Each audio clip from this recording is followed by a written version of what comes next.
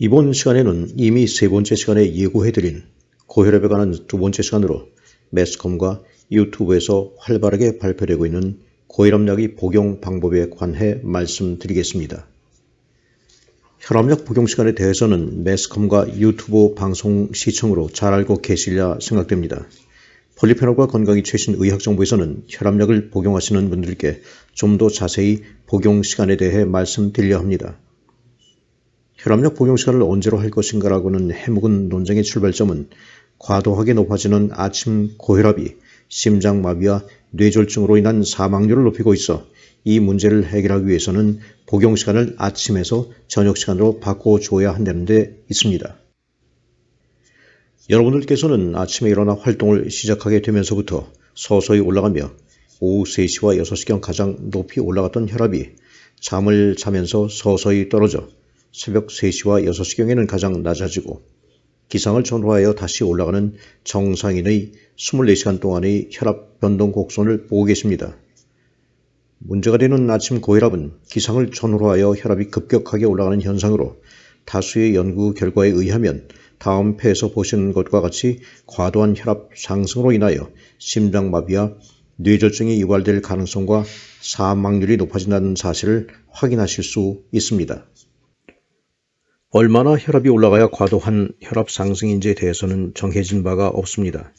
2010년 유럽, 남미, 중국과 일본 등 9개 나라의 고혈압 유증상자 22,041명을 대상으로 한 이다코 연구에서 수축기 혈압이 상승폭이 20mm 이하인 경우에는 위험률 상승에 영향을 주지 않는다고 했습니다.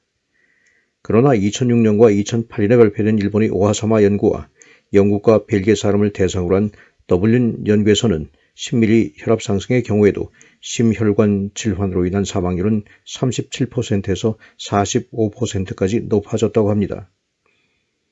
2003년에 발표된 JMS ABPM 연구 결과에 의하면 수면 중 혈압이 55mm 이상 높아질 경우 다발성 뇌경색과 뇌졸중 위험은 각각 57%와 19% 높아지며 55mm 이하인 경우에도 다발성 뇌경색과 뇌졸중 위험률이 33%와 7.3% 높아졌다고 합니다. 2010년 이다코 연구 결과에서 수면 중 또는 아침 기상 전 수축기 혈압이 37mm 높아질 경우 심장마비, 뇌경색, 뇌출혈에 의한 사망률이 급격히 높아진다는 사실이 확인되었습니다. 이번에는 취침 전 혈압약을 복용한 경우와 기상 후 혈압약을 복용한 경우 심장질환에 의한 위험 감소율과 사망률, 심근경색과 심장마비 및 뇌졸중에 의한 위험 감소율에 대해 알아보겠습니다. 2010년 크로노바이올로지 인터내셔널지에 발표된 연구 결과에 의하면 취침 전 복용 시 심장질환 사망률 등 위험 감소율은 33%이며 2019년 유럽 심장지에 발표된 연구 결과에 의하면 취침 전 혈압약을 복용한 경우 아침 기상 후 혈압약을 복용하는 것보다 심장질환의 위험률과 사망률이 45% 감소했다고 합니다. 이러한 위험 감소율은 취침 전에 혈압약을 복용해야 한다는 근거가 되고 있습니다. 그러나 반론을 제기하고 있는 측에서는 2019년의 시험 결과에 대해 그 결과를 신뢰할 수 없고 지속적이고도 규칙적인 혈압약의 복용이 쉽지 않으며 최근 시판되고 있는 혈압약은 혈압 감소 지속시간이 길어 기상 후 혈압약을 복용한다고 해서 문제가 되지는 않을 것이라고 주장하고 있습니다. 참고로 혈압약을 취침 전에 복용한 경우와 아침 기상 후 복용한 경우 수축기 혈압과 이완기 혈압 감소 수치에 대해 알아보겠습니다. 두 편의 학술지에 발표된 연구 결과에는 취침 전에 복용한 경우 아침 기상 후 복용하는 경우보다 수축기와 이완기 평균 혈압이 더 떨어졌습니다. 수축기 혈압이 2mm 감소할 경우 심장 질환에 의한 사망률이 7% 감소하고 뇌졸중에 의한 사망률이 10% 감소한다고 하니 기상 후 아침에 혈압약을 복용하는 경우와 비교하여 저녁 취침 전에 혈압약을 복용하는 것이 심장 질환과 뇌졸중에 의한 사망률을 10 내지 19% 더 감소시킨다고 할 수 있을 것입니다. 이번에는 혈압약의 복용과 관련 중요한 고려사항에 대해 말씀드리겠습니다. 앞서 말씀드렸던 아침 기상 후 복용에도 문제가 없다는 분들이 주장하는 혈압약의 효과에 있어 엔조텐신 전환 효소 억제제인 베린도프릴과 엔조텐신 수용체 억제제인 텔미사르탄은 약효가 반으로 떨어지는 반감기가 길어 문제가 없을 것으로 판단되나 그 이외의 혈압약 중 반감기가 짧은 헵토프릴과 라미프릴, 로잘탄과 발사르탄은 아침 기상 후 복용에 주의를 기울여야 할 것으로 생각됩니다.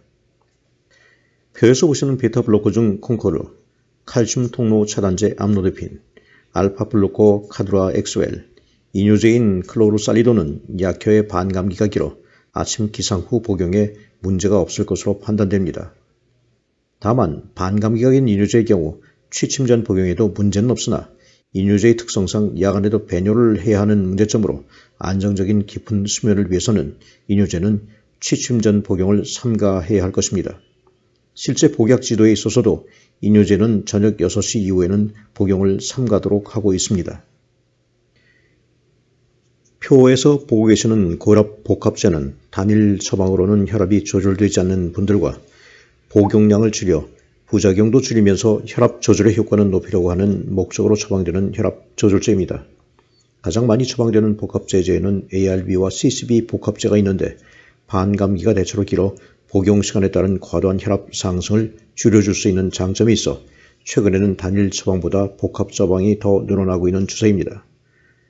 오른쪽에 보이는 시인부전 환자의 혈압 변동 곡선은 앞에서 보신 정상인의 혈압 변동 곡선과는 달리 수축기와 이완기 혈압이 과도하게 높아 혈압을 많이 감소시켜야 한다는 것을 알 수 있습니다.